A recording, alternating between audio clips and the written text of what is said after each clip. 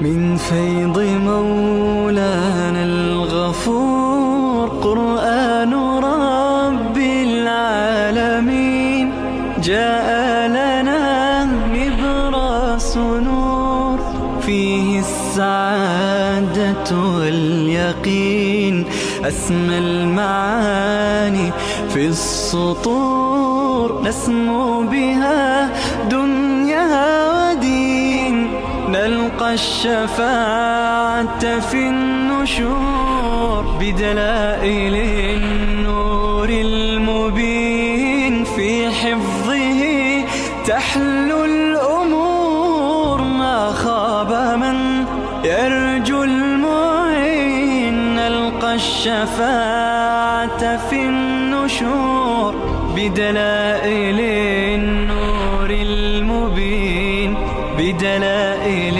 النور المبين.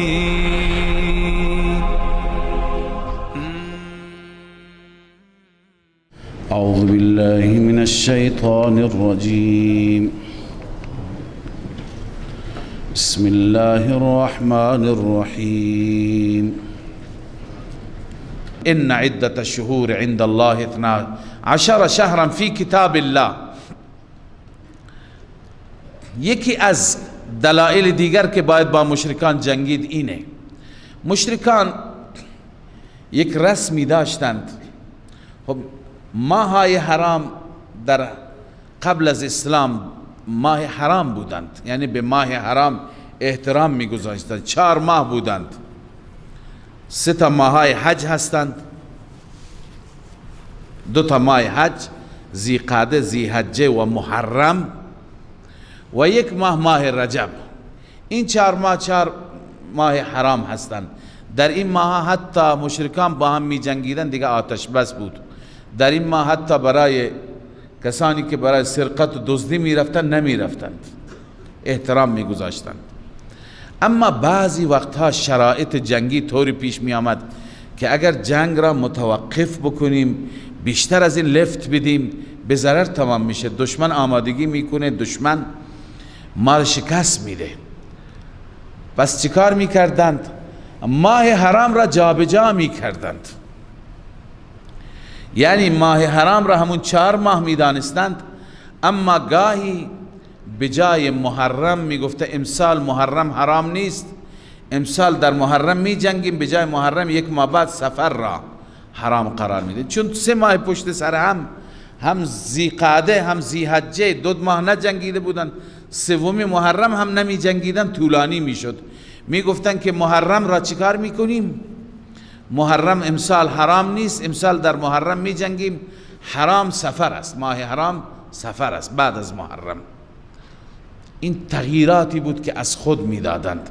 الله تعالی می فرماید ان عدة الشهور عند الله 12 شهرا فی کتاب الله. تعداد ماها نزد الله عزوجل کل ماها 12 شهرا، 12 ماه قمری هستند فی کتاب الله، یعنی در احکام شرعی. یوم خلق السماوات والارض، از روزی که الله تعالی آسمان ها و زمین را آفریده. منها 4 حرم، 4 ماه از این ماها ماه حرامن، رجب، ذیقعده، ذیحجه، محرم. ذلك الدین القیم، این دین قیم و مضبوط است، یعنی تحریم اینها، حرام دانستن اینها. فلا تظلموا فیهن انفسکم، در این ماها بر خود ظلم نکنید، یعنی در این ماها اقدامی نکنید که مرتکب گناه بشید. اقدام جنگی منظور است. وقاتلوا المشرکین کافة کما یقاتلونکم کافة، با مشرکان کامل بجنگید همان گونه که آنها با شما می جنگند. یعنی وقتی که اونها رعایت نکردن ما هم رعایت نمی کنیم. البته این را خدمت شما عرض کنم که بحث مفصلی است درباره اینکه آیا ماهای حرام واقعا در دین اسلام حرام بودند و حرام هستند. الان هم اگر ما با دشمن جنگ داشتیم باید در ماه حرام چی بکنیم؟ باید که آتش بس اعلام بکنیم. اصلش اینه که بعضی از علما معتقدند که ابتدا ماه حرام بود، بعدا منسوخ شد حرام بودنش. همین وقاتل المشرکین کافة کما یقاتلونکم کافة. اما شیخ ما حسین علی رحمه الله چون که ایشون آیات را منسوخ نمیدانند، ایشون معتقدند ماه حرام، حرمت ماه حرام استحبابی بوده و هست، در گذشته هم حرام نبوده، نامش ماه حرام معنی حرمتش استحبابی بوده و الان هم هست. ما در سوره بقره خواندیم صحابه اشتباها کسی را کشتن، فکر کردن که آخرین روز جمادی الثانی هست، در حالی که اولین شب رجب بود، در ماه حرام کسی را کشتن. مشرکین هیاهو برا انداختن، سر صدا کردن. الله عزوجل گفت اشکال نداره، اون شرکی که اونها میکنند از این قتلی که شما کردید خیلی بدتره. از اینجا و امثال این آیه مولانا میفرماید معلوم میشه که نجنگیدن مستحب است، حرام نیست. ماه حرام برای ما هیچ وقت حرام نبوده و نیست. نامش ماه حرام یعنی ماه حرمت، ماه احترام، باید احترامشون را داشت، باید در اون ماه نجنگید. اما اگر کسی بجنگه نیاز باشد خب اشکالی ندارد. فلا تظلموا فيهن انفسكم واعلموا ان الله مع المتقین، این وعده نصرت است. اما در صورت تقوا بدانید که معیت الله از نظر نصرت، از نظر یاری با متقین است. انما النسیء زیادة فی الکفر، همون رسمی را که بنده عرض کردم عرب ها داشتند، اون را خدای عزوجل ذکر می کند که تأخیر دادن ماه حرام زیادت در کفر است. شما میایید اون چیزی که خدا حرام قرار داده، خدا حرمت گذاشته برای محرم، شما اون را حرام نمی کنید، شما سفر را حرام می کنید. این همون است که حرام خدا را حلال و حلال خدا را حرام قرار دادن. بس تأخیر کردن زیادت فی الکفر، بیشتر کفر است از طرف رؤسای مجرمین مشرکین. یضل به الذین کفروا، گمراه میشن به وسیله همین تأخیر کسانی که کفر کردن. یحلونه عاما و یحرمونه عاما، یک سال حلالش میکنن یک سال حرامش میکنند. لیواطئوا عدة ما حرم الله، فقط هدفشون چیه؟ که موافقت با تعداد ماهایی که حرام کرده. یعنی اونها در تعدادمون 4 ماه را حرام میدانستند، اما جا به جا. فیحلوا ما حرم الله، نتیجه نسی چی میشه؟ تأخیر. نتیجه تأخیر حلال میدانستن اون چیزی که حرام کرده خدا. مثلا خدا محرم را حرام قرار داده، اونا حلال میدانستن. زین لهم سوء اعمالهم، این اعمال سوء و بدشان هست که برایشان مزین است. والله لا یهدی القوم الکافرین، خداوند چنین قوم کافری را هدایت نمی فرماید. خب تا اینجا بحث براءت بود، جنگ با مشرکین بود، درگیری با مشرکین. این بخش اول سوره هست. بخش دوم سوره از یا ایها الذین آمنوا ما لكم اذا قیل لكم انفروا شروع میشه که در بخش دوم هم موضوع جهاد است، اما با این تفاوت که اینجا بیشتر زجر و توبیخ، سرزنش و نکوهش برای منافقین است. منافقین را الله تعالی سرزنش میکند. اصل جریان تقریبا تا آخر سوره و نزدیک به آخر سوره جریان تبوک است، جنگ تبوک، که من به صورت خلاصه خدمت شما عرض میکنم و بعد به آیات میپردازیم. جنگ تبوک در سال غزوه تبوک که جنگ اتفاق نیفتاد، در سال 9 هجری بود، بعد از فتح مکه. در مدینه طیبه مقدار سخت بود، مشکلات بود، هم قحطی بود، باران نیامده بود، هوا بسیار گرم بود و هم موسم برداشت خرما بود. از طرفی هرقل روم، چون تبوک در روم هست، از مدینه طیبه الان من 2-3 سال پیش که توفیقی شد تابلوها را نگاه کردم، تقریبا نزدیک به 600 کیلومتر است الان با تابلوهای امروزی از مدینه طیبه تا تبوک. مرز سوریه هست، در سوریه واقع میشه یا در سعودی هست مرز سوریه، ولی اون زمان سوریه و شام تحت سیطره روم بود، حکومت دنیا دو تا ابرقدرت بودند، یا روم یا ایران. بعضی مناطق آزاد مثل عرب ها هم بودند، ولی اکثرا یا رومی ها بودند یا ایرانی ها بودند که حکومت میکردند. بقیه بلاد تحت سیطره اونها بود. تبوک اونجا در شام واقع هست، تحت سیطره روم هست. هرقل روم شنیده بود، بعضی ها بهش رسونده بودن، شایع شده بود که رسول اکرم صلی الله علیه وسلم فوت کرد، درگذشت. لذا هرقل روم لشکری را آماده کرد، گفت الان که فرصت است و ایشون فوت کرده رفته، این بلاد را بگیرم، این بلاد را ما تصرف بکنیم. رقابت بود مثل شرق و غرب امروز که روی بلاد رقابت هست، هر یکی سعی میکنه کشورها را حلیف خودش قرار بده. اون وقت هم تسلط بر کشورها بود و هر یکی سعی میکرد بلادش بیشتر بشه. هرقل به حقانیت پیغمبر خدا صلی الله علیه وسلم پی برده بود. در حدیث مفصلی در صحیح بخاری است که هرقل میخواست ایمان بیاره، آخر نصیبش نشد. همه چیزها را متوجه بود که راست هست، درست است. اما هرقل میخواست که حمله بکنه، لشکر خیلی بزرگی آماده کرد. آن حضرت صلی الله علیه وسلم متوجه شد، گفتند حدوداً 300,000 نفر هرقل آماده کرد برای اینکه تمام بلاد مدینه، مکه و تمام بلاد عرب را که فتح شده بودن به دست مسلمانان، طائف هست، حنین هست، تا دور دراز میرفت، اینها را فتح بکند و داشت آمادگی میکرد. از هر طرف تبلیغات بود. رسول الله صلی الله علیه وسلم وقتی که این را شنید بسیار ناراحت شد و رسول الله دستور داد نفیر عام در چنین مواقع جهاد فرض عین میشه. نفیر عام یعنی هر کس توانایی داره باید بره. در این شرایط پروانه های شمع نبوت با وجود تمام مشکلات جمع شدند و واقعا از خود ایثار و خودگذشتگی نشان دادند. تعریفی که خدا در ادامه این سوره از اصحاب و یاران مخلص رسول الله صلی الله علیه وسلم می کند، شما پی میبرید که چقدر الله تعالی اینها را دوست دارد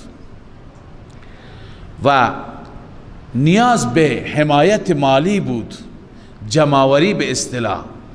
در جمع‌آوری هم بین صحابه مسابقه بود. در همین معرکه بود که حضرت ابوبکر صدیق رضی الله تعالی عنه تمام مالش را آورد، هیچی نگذاشت.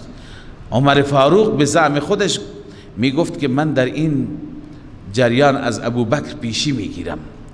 وقتی که آمد ابوبکر، رسول الله متوجه شد، هر چی که بود تقدیم کرد. گفت ابوبکر چی گذاشتی برای خانه و اهل بیت؟ گفت نام الله را گذاشتم، هیچ چیزی دیگه نگذاشتم. عمر اینجا پی برد که شکست خورده. عمر رضی الله تعالی عنه نصف آورد. عثمان رضی الله تعالی عنه در این جریان در غزوه تبوک که هیچی نبود، 300 شتر بار تمام خوراکی، 50 تا اسب، 10,000 طلای سرخ، دینار طلای سرخ تقدیم کرد. چنان زیاد شد کل لشکر را عثمان تجهیز کرد که رسول الله صلی الله علیه وسلم بی اختیار گفت اللهم ارض عن عثمان فانی راض عنه. بار اله از عثمان راضی باش که من از او راضی هستم. خوشا به حال عثمان که رسول اکرم صلی الله علیه وسلم این گونه با این احساسات در حق او دعا می کند. عبدالرحمن ابن عوف 100 اوقیه آورد. بعضی دیگه از صحابه هستند میگوین 600 تا از این نخلای ارز کنم خوشه های خرما آوردند، 600 تا سند به اصطلاح. منظور اینه که هر چی که صحابه در توانشون بود، حتی در یک کتابی در یک تفسیر تک تک را نام برده که هر یکی چی آورد. اینها را آوردند. رسول الله صلی الله علیه وسلم بسیار خرسند شد، بسیار راضی شد که اینها این جیش را میگفتن جیش العسره و این غزوه را میگفتن غزوه العسره، یعنی واقعا روزهای سختی بود و اصلا رفتن مشکل بود. گرمی چنان شدید بود که حد نداشت و عین خرماچینی بود، خرماها را داشتن جمع میکردن مردم در فصل خرما. اونایی که از بلاد خرمایی هستن میدونند که تمام هم مغم اینه که به موقع به وقت این محصول را برداشت کنند، چون اندکی تأخیر شد دیر شد دیگه خراب میشه. ولی همه کارها را راست کردند، به دیگران سپردند، به زن و بچه سپردند، تمام آماده شدند. چند نفر فقط کوتاهی کردند، 3 نفر که حضرت هلال ابن امیه هست، حضرت کعب هست و حضرت مراره هست.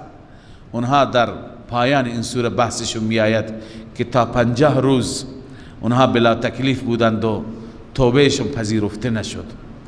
منافقین متصلا بعد از اینکه رسول الله آمدند دروغ گفتند، عذرخواهی کردند، آمدند. بعضی از صحابه که اینها هم اشتباه کردند نرفتند، اینها وقتی که رسول الله صلی الله علیه وسلم برگشت پیش رسول الله رفتند خودشون را به ستونهای مسجد بستند، زار زار گریه کردند، چون فرض عین بود. عرض کردم همه باید میرفتند مثل نماز صبح. لذا اینا گریه کردند توبه کردند تا اینکه الله عزوجل توبه اونها را پذیرفت. طول کشید، 6 روز 7 روز، بیشتر کمتر توبه اونها پذیرفته شد. همون 3 نفر بلا تکلیف ماندن که درباره اونها آیات مستقلی خواهد آمد. لذا از اینجا به بعد این بحث است و این جریان است. وقتی که رسول الله رفتن لشکر 30,000 نفری آماده شد، لشکر بسیار مجهزی. آن حضرت صلی الله علیه وسلم رفتند و حدوداً 1 ماه طول کشید. بعضی میگن اونجا 20 روز ماندند، بعضی میگن اونجا 2 ماه ماندند در تبوک. اما هرقل که عرض کردم پی برده بود این پیغمبر خداست، با وجودی که 300,000 نفر را جمع کرده بود و اینها 30,000 نفر بودند، هرقل از اونجا ترسید و خودش رفت و لشکرش را گفت بریم برای خودتون. هر یک متفرق شدند و هیچ کسی جرأت جنگ کردن پیدا نکرد. آن حضرت صلی الله علیه وسلم از اون طرف برگشتند. در مسیر دعوت الی الله بود و در این مسیر معجزات بسیار زیادی مشاهده شد از رسول الله صلی الله علیه وسلم. لذا این غزوه تبوک که غزوه بسیار سختی هست و تقریبا تا آخر این سوره این بحث ادامه دارد، هم سرزنش بر منافقین و هم مسلمانانی که کوتاهی کردند، همه را الله اینجا بیان می‌فرماید. الله می‌فرماید یا ایها الذین آمنوا ما لكم اذا قیل لكم انفروا فی سبیل الله. ای مؤمنان چی شده شما را هرگاه گفته میشه به شما انفروا فی سبیل الله، بروید در راه الله، اثاقلتم الی الارض، سنگین میشوید به سوی زمین. یعنی شما دلتون میخواد بمانید نروید.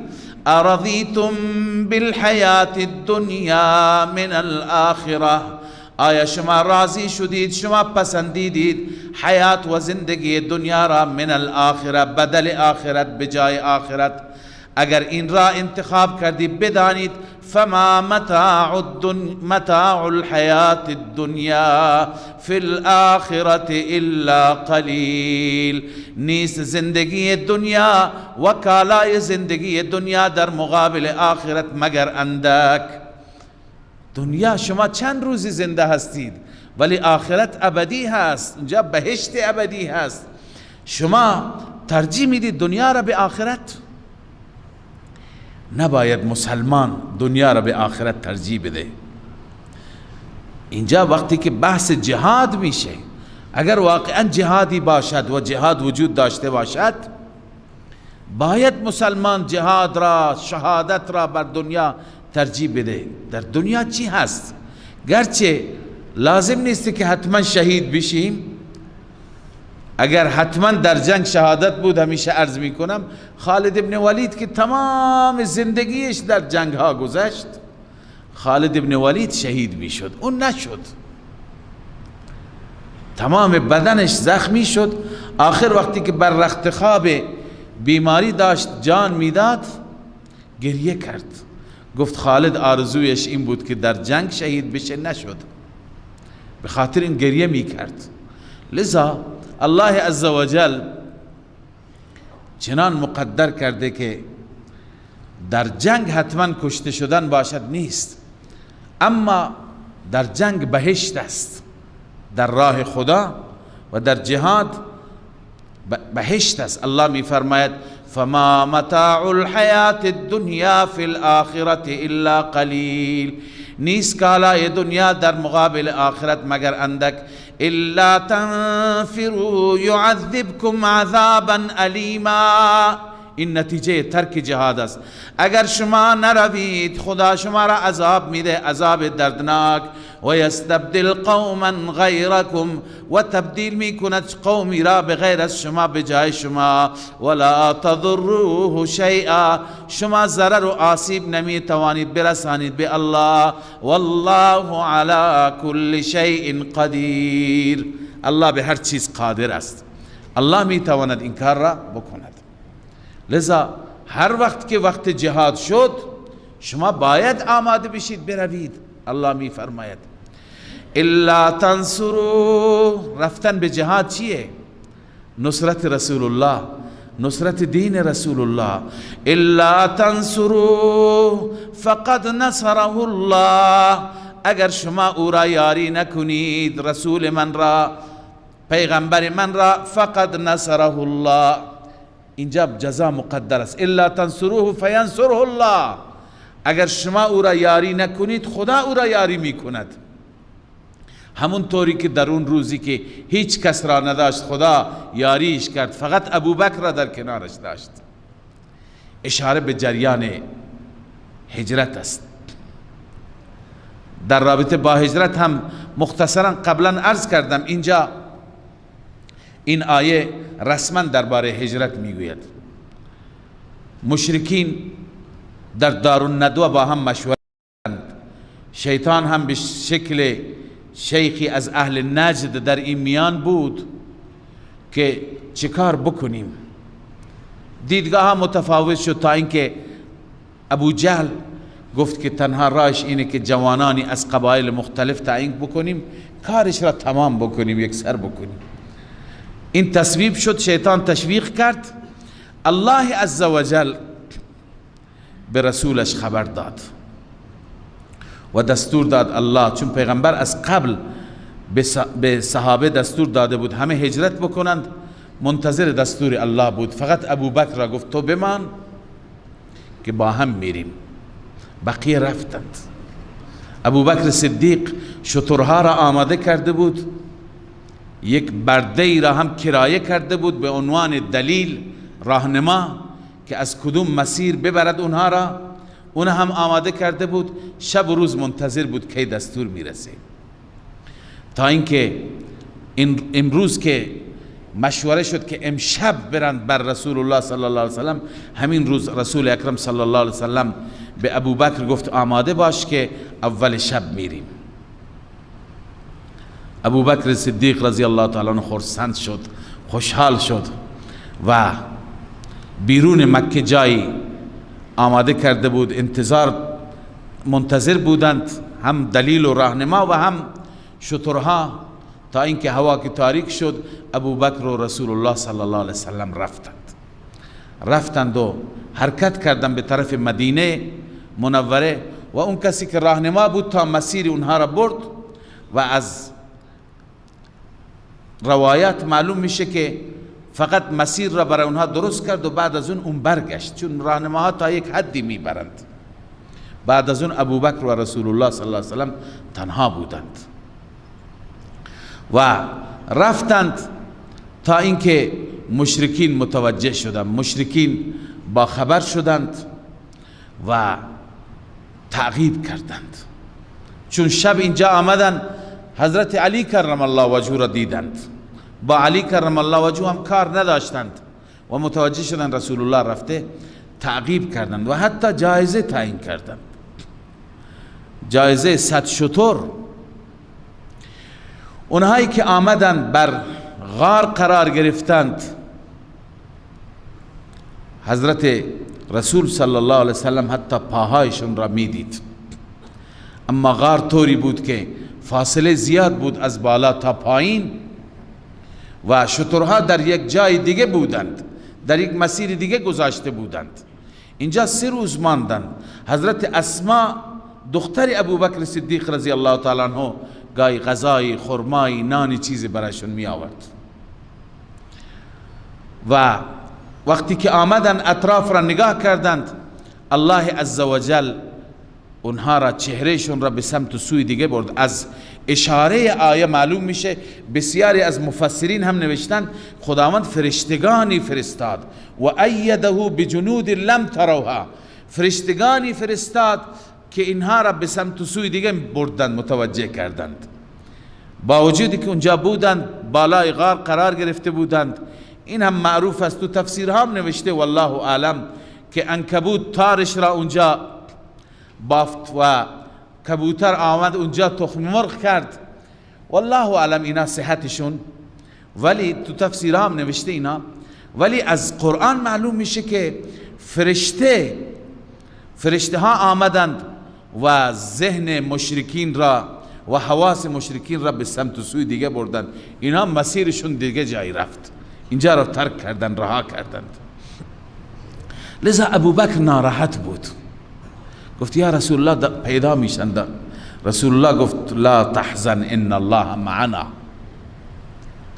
شما غمگین نباش، خدا با ماست. الله تعالی میفرمه من سکینه نازل کردم. علی ای حال از اینجا بیرون آمدند، ادامه دادند مسیر را، رفتند تا از مکه فاصله گرفتند. نزدیک مدینه که رسیدند، سراقه ابن مالک که جریانش معروف است و تعقیب میکرد، اسب بسیار تندرویی داشت و اسبش هم اسب بود، همه افتخار میکردند که اسب او را بخرند و اسبش مشهور بود در میان مردم. با اون اسب تندرویش اون گفت من میخواست که اون جایزه را دریافت کند، من اینها را میارم. تا اینکه سراقه رضی الله تعالی عنه که بعداً مسلمان شد، از دور مشاهده کرد رسول الله را و ابوبکر را، پیدایشون کرد و سریع به طرفشان رفت. رسول الله و ابوبکر بر شتر بودند. اونجا وقتی که رفت، به محض اینکه نزدیک شد به طرف اونها، به قدرت الله عزوجل این اسب پاهاش در زمین فرو رفت و اسب زمینگیر شد، نتونست بیشتر بره. سراقه متوجه شد، گفت که اشتباه کردم، دعا کن که از اینجا نجات بیابم، برمیگردم، باید کار ندارم. آن حضرت صلی الله علیه وسلم دعا کرد. بار دوم سراقه حمله کرد، دوباره زمینگیر شد، تا 3 بار. آخر متوجه شد که کار من نیست. بعد از اون که سراقه میخواست برگرده، در همون جا رسول الله صلی الله علیه وسلم گفت سراقه من دستبند کسرا ایران را به دست تو میبینم. این پیشگویی آن حضرت صلی الله علیه وسلم بود که بعداً سراقه مسلمان شد. در زمان عمر فاروق رضی الله تعالی عنه فتح شد ایران و عمر رضی الله تعالی عنه اون پیشگویی رسول الله را عملی کرد، به دست سراقه داد دستبند کسرا را. علی ای حال محبوب خدا رفت و به مدینه طیبه رسید. اون روز کسی نبود. الله می فرماید من چطور یاریش کردم. الان اگر شما نصرتش نکنید، یاریش نکنید، همان گونه من یاریش میکنم.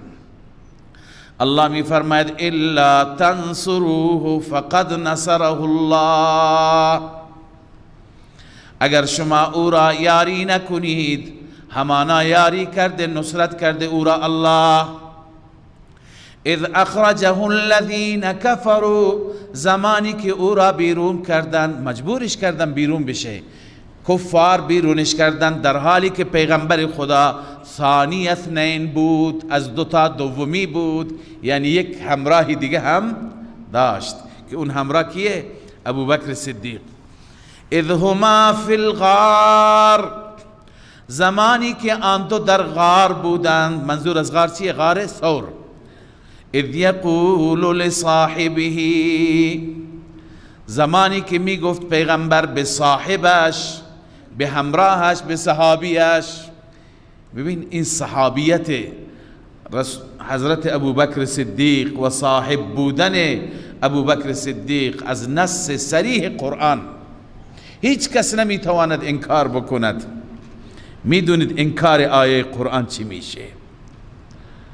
امام قرطبی در تفسیر خودش میگه من انکر ان یکون ابوبکر صاحب رسول الله فهو کافر. هر کسی انکار بکند مستلزم انکار آیه میشه، لانه انکر نص القرآن. این انسان از دایره ایمان خارج میشه چون که نص قرآن را انکار کرده. نص قرآن میگه اذ یقول لصاحبه، زمانی که رسول الله به صاحبش گفت، به همراهش گفت لا تحزن ان الله معنا، نترس هم الله با ماست.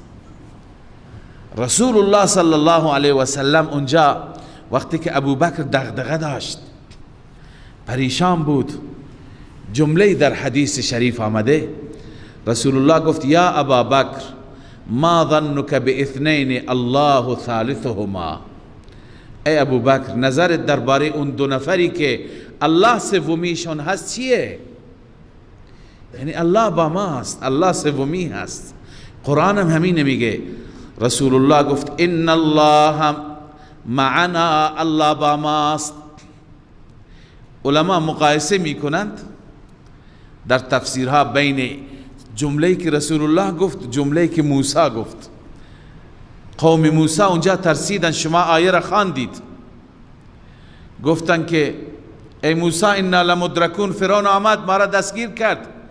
موسی چی گفت؟ ان معی ربی، رب با من است، نگفت معنا، چون اونا در جایگاهی نبودن که اونا را با خود همراه بکند.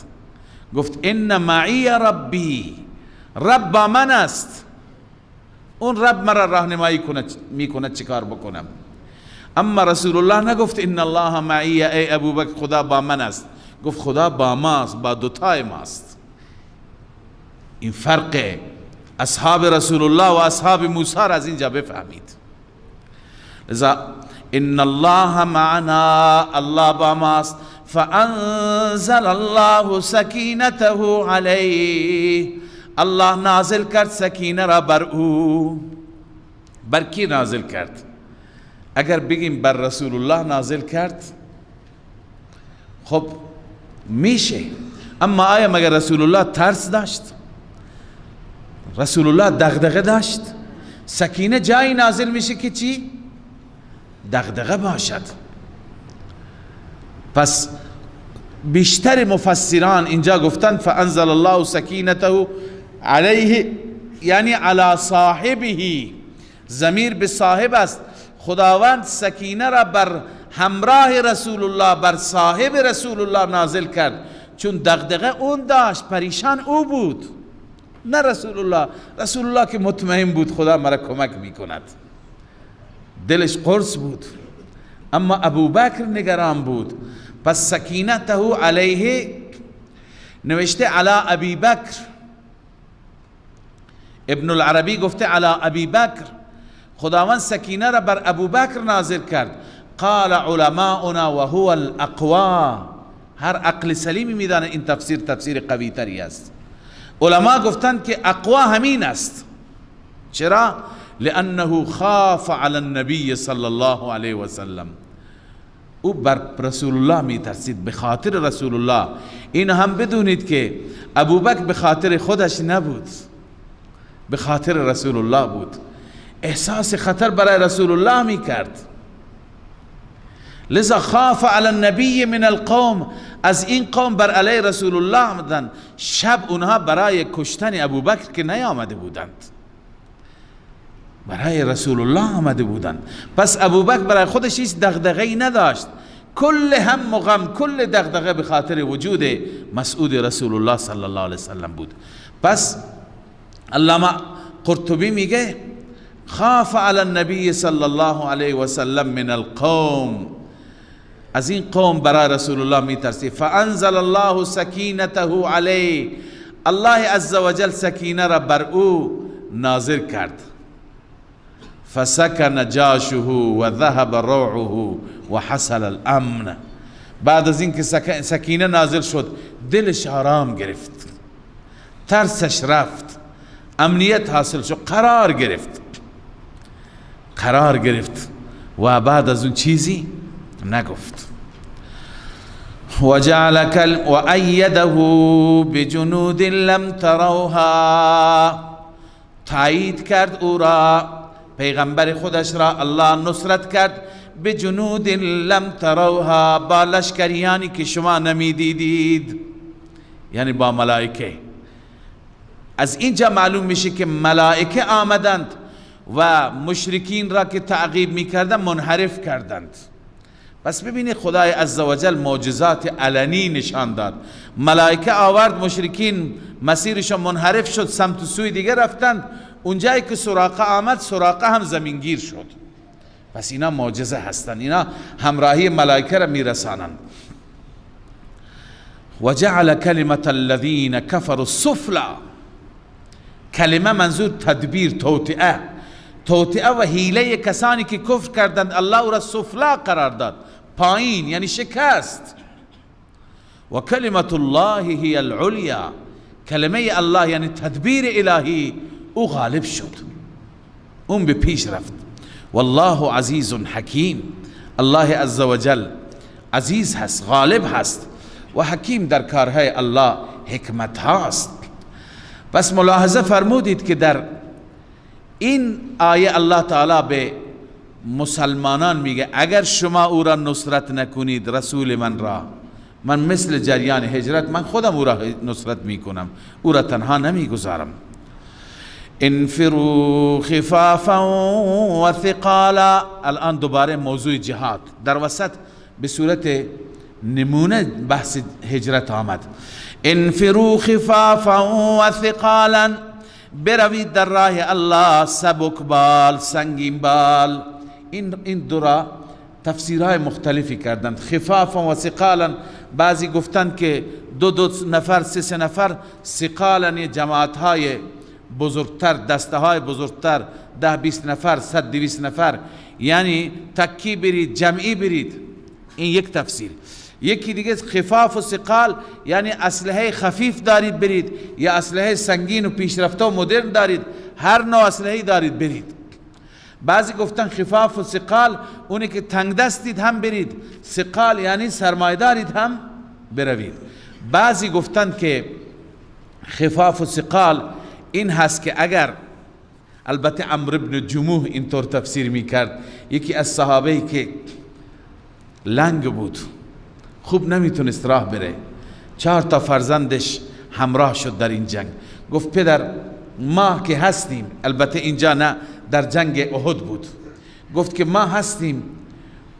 اون قانع نشد، گفت نه من برای خودم بیام، شما برای خودتون می جنگید، من برای خودم.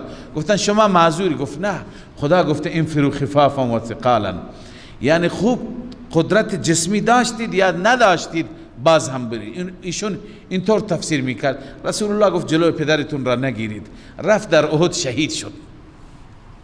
وجاهدوا باموالکم و انفسکم فی سبیل الله، بجنگید با مالتان، با جانتان در راه الله. ذالکم خیر لکم ان کنتم تعلمون، این برای شما بهتر است اگر شما بدانید. خب منافقین در این جنگ همراه نشدند، خیلی سخت بود. هر کسی که ایمانی داشته نباشد برای او ممکن نبود بتونه بره. لذا منافقین بعضی ها از اول آمدند، بهانه کردند. این وقت شد و یا رسول الله ما آمادگی نداریم، ما این مشکل داریم. اون یکی میگفت من این مشکل دارم. الله میفرماید که لو کان عرضا قریبا، اگر کالای نزدیکی بود، غنیمتی در مسافت نزدیکی بود، و سفرا قاصدا، و یک سفر متوسط بود، لاتبعوک، هر منافقی شما را دنبال میکرد، شما را پیروی میکرد، می آمد. ولکن بعدت علیهم الشقه، اما این مسافت بر آنها دور شد، طولانی شد. مسافت طولانی بود، لذا اونها نیامدند. و سیحلفون بالله، خداوند پیش بینی می فرماید، پیشگویی می فرماید که شما وقتی که برگردید برای شما اینا سوگند می خورند، ان قریب اینها سوگند می خورند. لو استطعنا لخرجنا معکم، اگر ما می توانستیم ما با شما خارج می شدیم. الله می فرماید یهلکون انفسهم، با این دروغ خودشان را به هلاکت می اندازند. والله یعلم انهم لکاذبون، خدا می داند که اینها دروغ می گویند. الله عزوجل می داند که اینها دروغ می گویند. بعضی می آمدن با بهانه های واهی و عذرهای پوچ از پیغمبر خدا صلی الله علیه و سلم اجازه می گرفتن. خب رسول الله دیگه بالاجبار نمی گفت، به زور نمی گفت حتما شما بیاید همراه بشید. کسی که دلش نمیخواد هزار تا بهانه میاره، رسول الله می گفت باشه نرید، نیایید شما. الله عزوجل عتاب کرد، تذکر داد محبوب خودش را که شما چرا اجازه دادید؟ اجازه نمیدادید تا خودشون نمی آمدن نفاقشون معلوم میشد. اینطور میگم به ما پیغمبر اجازه داده. لذا الله می فرماید عفا الله عنک، قبل از عتاب اعلام عفو است، خدا شما را معاف کرد. لما اذنت لهم، چرا آنها را اجازه دادی؟ حتی یتبین لك الذین صدقوا، اجازه نمی دادی حتی که واضح می شد برای شما آنانی که صدقوا، صادقا مخلصند، و تعلم الکاذبین، کاذبین را هم می شناختی، لذا اجازه نمی دادی. لا یستأذنک الذین یؤمنون بالله والیوم الآخر، ذکر مخلصین صحابه است. الله می فرماید مخلصین از شما اجازه نمیگیرند. اجازه نمیگیرند آنانی که ایمان دارند به خدا و روز آخرت، ان یجاهدوا، عن ان یجاهدوا، از این اجازه نمیگیرند که ان یجاهدوا باموالهم و انفسهم، با مالشان با جانشان. والله علیم بالمتقین، الله به این متقیان علیم و آگاه است. الله می فرماید که این متقیان، این اعلام تقواست برای صحابه، این متقیان از شما اجازه نمیگیرند. انما یستأذنک الذین لا یؤمنون بالله والیوم الآخر، جز این نیست که اجازه میگیرند. یستأذنک بنیست بلا عذر، بدون عذرم ندارند. آنانی که ایمان ندارند به الله و روز آخرت، لا یؤمنون بالله یعنی بالتوحید، والیوم الاخر یعنی انکار قیامت، منکر توحید منکر قیامت، منافقین. وارتابت قلوبهم، شک دارد دلهایشان، ریب دارد، شک دارد، این ریب فی الدین است. فهم فی ریبهم یترددون، اونها در شکشان مترددند، یعنی نسبت به اسلام، نسبت به دین شک داره. اینها میان اجازه میگیرند. ولو ارادوا الخروج، خداوند فرمود که اینا عذر ندارند. اگر واقعا اینا میخواستند که برند، خب از چند وقت پیش اعلام شده بود. اینا کوچکترین آمادگی میکردند، هیچ اثری از آمادگی در اینها در خانه هایشون پیدا نمیشه، بس اینا اراده نداشتند. ولو ارادوا الخروج لاعدوا له عدا، اگر آنان اراده خروج میکردند، آمادگی میکردند، آمادگی. ولکن کره الله بعاثهم، اما خدا نپسندید بلند شدن اینها را. فثبتهم، خداوند جلویشان را گرفت، مانعشان شد. و قیل اقعدوا مع القاعدین، به حکم تکوینی الله به آنان گفته شد بشینید با زنهایی که در خانه ها نشستند، یا بشینید با اون معذورینی که در خانه ها نشستند، پیرها، ضعیفها، کهنسالها، بچه ها، شما هم با اونها بشینید. لو خرجوا، بازم الله تعالی می فرماید که نیامدنشان هم حکمت دارد. اینا در هر جنگی می رفتند در مسیر صحابه را پریشان می کردند، هی فساد می کردند، هی توطئه می کردند، اذیت می کردند، روحیه ها را تضعیف می کردند. الله می فرماید لو خرجوا فیکم، اگر در میان شما اینها خارج می شدند، ما زادوکم الا خبالا، نمی افزودند در شما مگر فساد را. ولا اوضعوا خلالکم یبغونکم الفتنه، اینها در وسط شما قرار می گرفتند و در شما فتنه می طلبیدند. فتنه یعنی انصراف از جهاد، چند دستگی، درگیری. و فیکم سماعون لهم، در میان شما جاسوس هایی هست که گوش می کنند برای اونها. والله علیم بالظالمین، خداوند خوب می داند این ظالمین را. لقد ابتغوا الفتنة من قبل، این شرارت جدیدی نیست، اینها از قبل طالب فتنه بودند. و قلبوا لك الامور، همه امور را برای شما برعکس می کردند، هر دستوری شما می دادی اینها عکس اون عمل می کردند. حتی جاء الحق و ظهر امر الله، حتی که حق آمد و امر الهی ظاهر شد، یعنی دستور جهاد. و هم کارهون، اینها در دل نمی پسندیدند، خیلی از این پریشان بودند. و منهم من یقول ذلی ولا تفتنی، بعضی از منافقین بودند چه بهانه های مسخره. الله تعالی بعضی از اونها را ذکر می کند. بعضی از منافقین هستند به شما میگویند مرا اجازه بده و مرا در فتنه واقع نکن، من اگر بیام گرفتار میشم. منظور از این شخص یک منافقی بود به نام جد ابن قیس.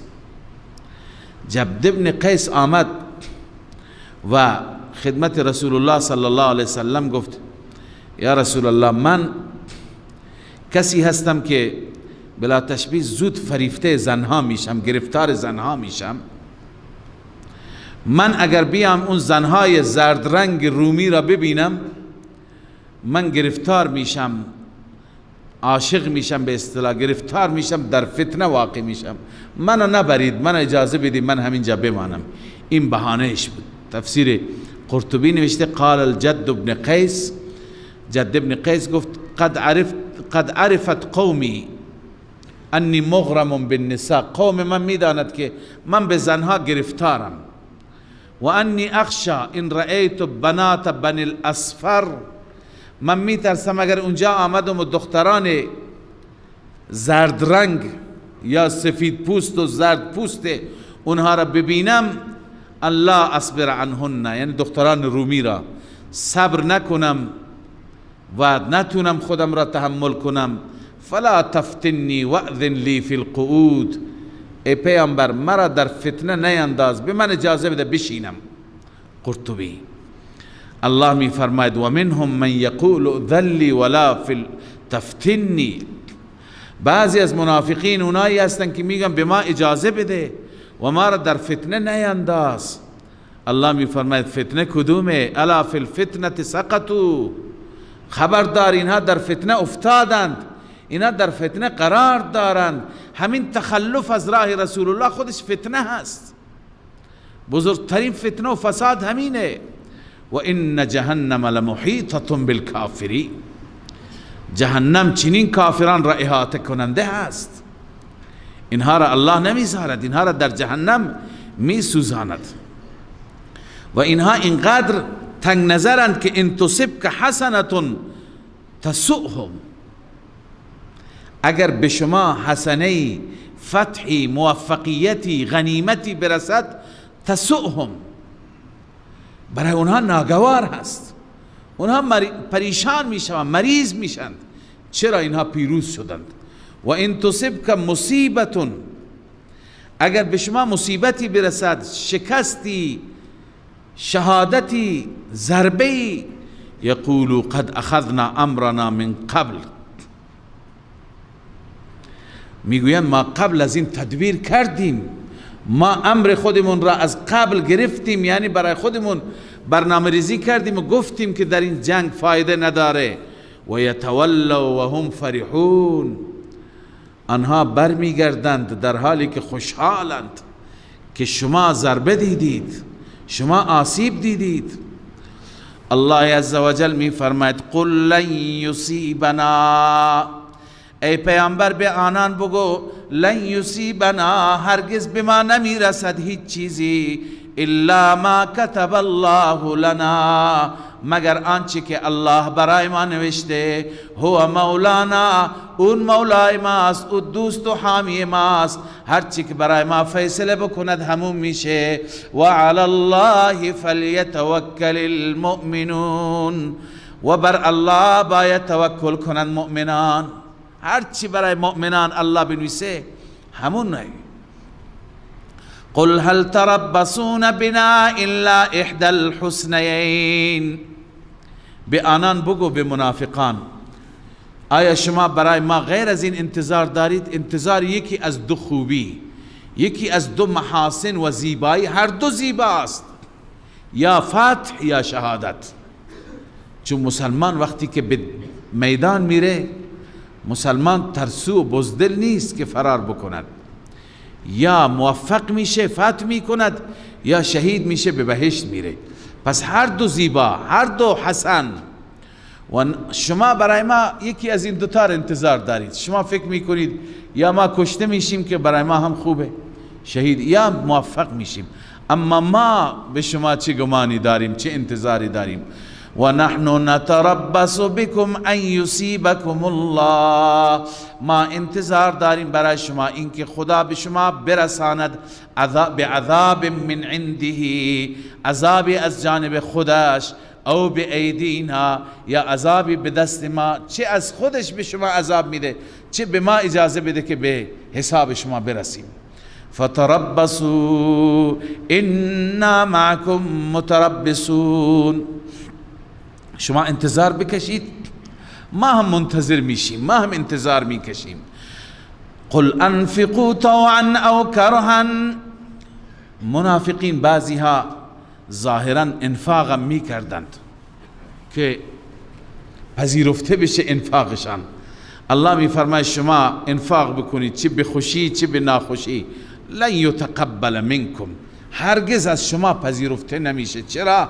انکم کنتم قوما فاسقین، شما قوم فاسق هستید، ای خارجین عن الایمان، شما از ایمان خارجید. چرا الله عزوجل نفقاتشون را قبول نمی کند؟ دلیل داره، کفر به خدا، کفر به رسول خدا.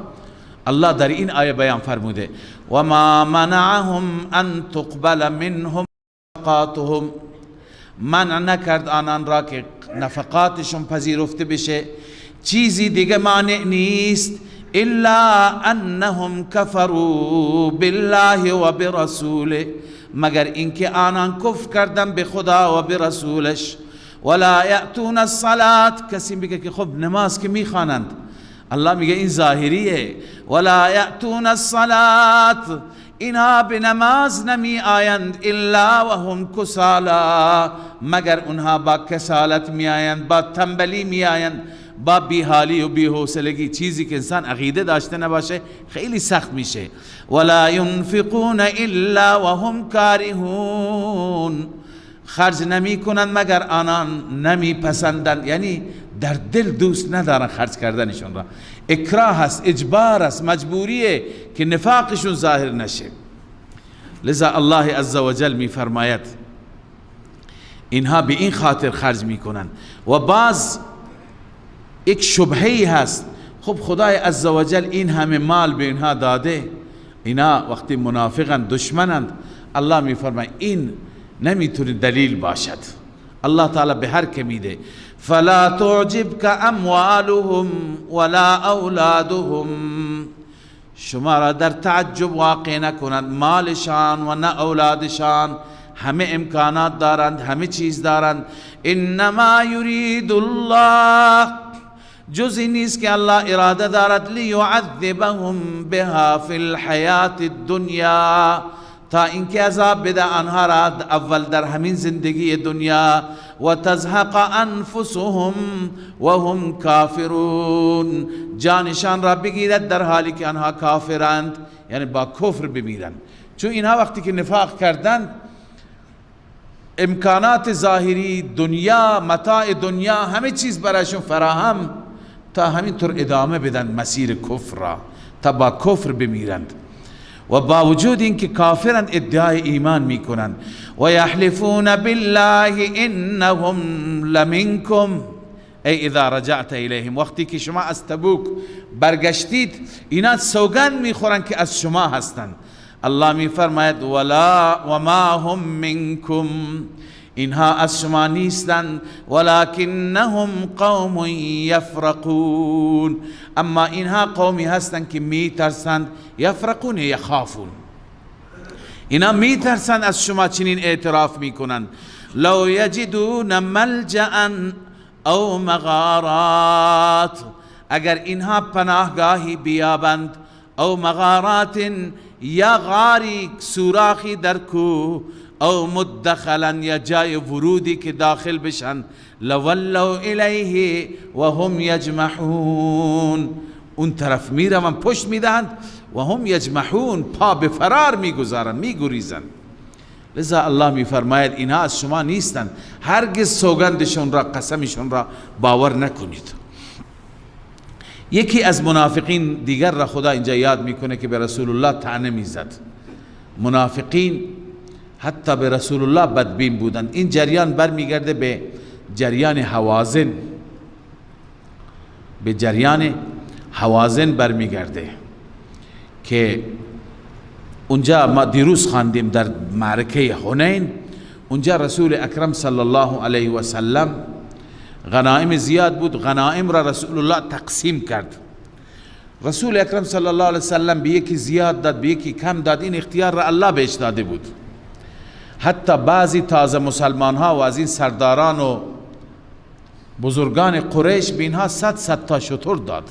آن حضرت صلی الله علیه و سلم به یک نفر، در صحیح مسلم حدیثی هست که یکی از اونها اعتراض کرد، به او 50 تا داد، به 3 تا دیگه رسول الله 100 تا داد. شعری درست کرد که مگر پدر اونها از پدر من بالاتر است، یا خود اونها از من زرنگترن که به اونها 100 تا داد و به من 50 تا. رسول الله این شعر را شنید، خندید، 50 تا دیگه بهش داد. آن حضرت به تازه مسلمان ها شرایط اون روز اینطور ایجاب میکرد. تازه اینها از مکه مسلمان شده بودن، با رسول الله همراه شدن، رفتن به جنگ حوازن، زیاد داد. و این منافق به نام معتب ابن قشیر این اعتراض کرد، گفت که چرا عدالت نمی کنی، چرا به ما نمی دهی؟ آن حضرت صلی الله علیه وسلم، اینجا خدای عزوجل جواب داد. میخواستم فرق بین منافق و اصحاب واقعی را، که اینجا منافق را الله عزوجل مورد سرزنش قرار داده. در همین جنگ غنایم بیشماری به دست آمد. رسول اکرم صلی الله علیه وسلم بیشتر غنایم را به مهاجرین داد و به تازه مسلمان ها داد، به انصاری ها چیزی نداد، چون مهاجرین از خود جایی نداشتند. هر چی بود مال اونها را اهل مکه گرفته بود و همه مالشون را به تاراج برده بودند. لذا الان که به دست آمد رسول الله بهشون داد تا برای خودشون زندگی بسازند. به انصار هیچ چی نداد،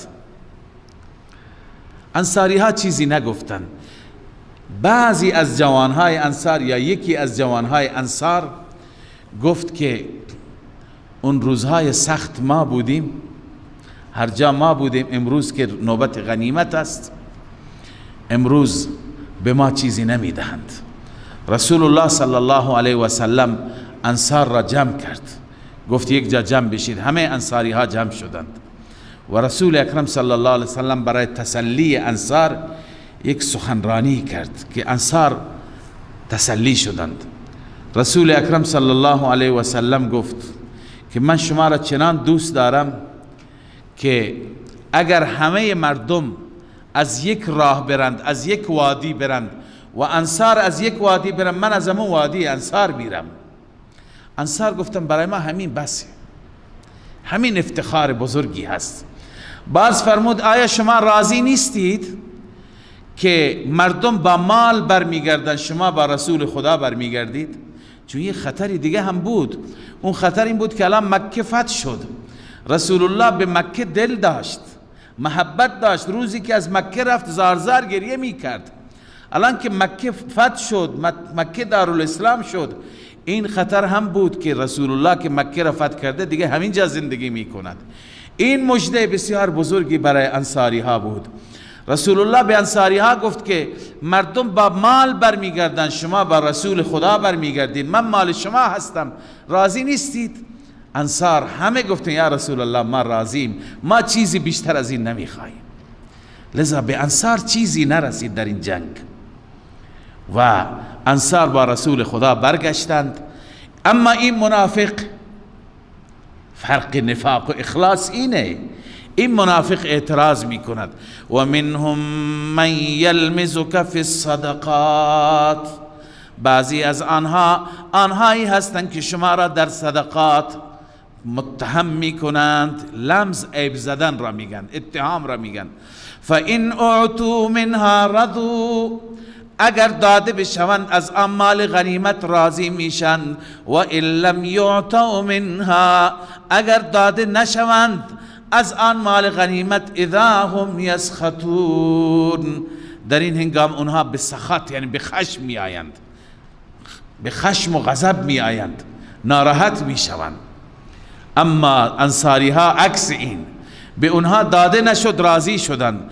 الله می فرماید ولو انهم رضوا ما آتاهم الله و رسوله، اگر آنان راضی می شدند به آنچه که الله آنها را داده و رسول داده. و قالوا حسبنا الله، و استه دل می گفتن حسبنا الله، الله ما را کافی است. سیؤتینا الله من فضله و رسوله، همین بس ما را ان قریب الله و رسول به ما می دهند. انا الی الله راغبون، ما به سوی الله از ته دل رغبت داریم، یعنی الله را دوست داریم و به سوی الله می رویم. اگر اینو می گفتن این بهتر بود برایشان، اما اینها اهل نفاقند، اینو نگفتن، اعتراض کردن. الله عزوجل جواب اعتراضشون را داد. صدق الله مولانا العظیم. من فيض مولانا الغفور قرآن رب العالمين، جاء لنا نبراس نور فيه السعادة واليقين، أسمى المعاني في السطور، نسمو بها دنيا ودين، نلقى الشفاعة في النشور بدلائل النور المبين، في حفظه تحلو الأمور، ما خاب من يرجو المعين، نلقى الشفاعة في النشور بدلائل النور المبين، بدلائل